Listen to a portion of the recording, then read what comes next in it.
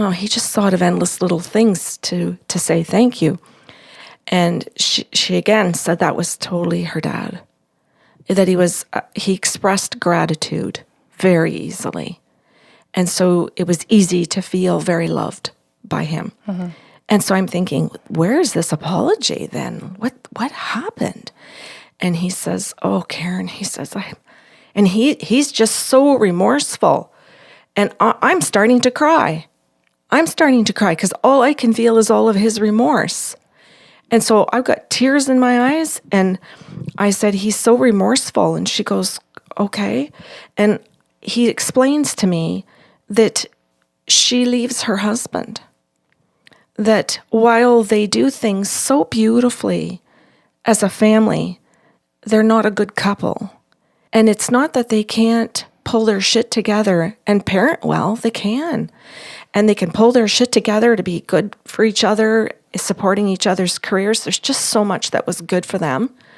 They're just not in love anymore. And they're just deciding at their age that if they have decades and decades left, that they just want to be able to be in love again.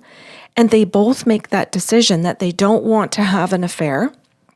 They don't want open relationships. They just really want partnership, but they realize that they're just better as best friends. Mm-hmm. And that they can still be really wonderful parents. And that they can co-parent together. They'll go to the same events together. That they will support each other financially. Like, this couple really gets it. And so she leaves her husband. He leaves her. However people want to word it, they separate. And this is where her father loses his shit. And so he says, Karen, I am so ashamed. He says, I went into all of my fear that people would judge her because she's a divorced woman.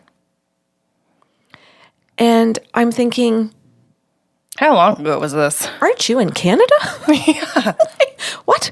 So I asked her, I said, Sandra, I really think this is in Ontario, Canada. I said, but does that sound right? And she goes, yeah. And I said, so your dad and your family are actually here in Ontario, Canada? Yeah. And he believes this? And she's like, uh-huh.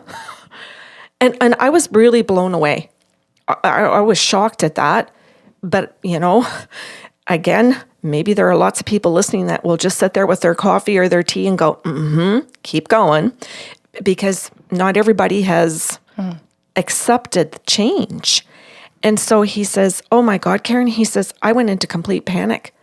He says, all I could think about, he said, I could hardly sleep at night. I started not even sleeping. He says, because all I could think about is that she'd have to be on her own. And how would any man ever want her? She's divorced and she's got kids. And he says, but she was also smart and compassionate. And there were a million reasons anybody would want her. He says, I just couldn't see any of them because I was afraid.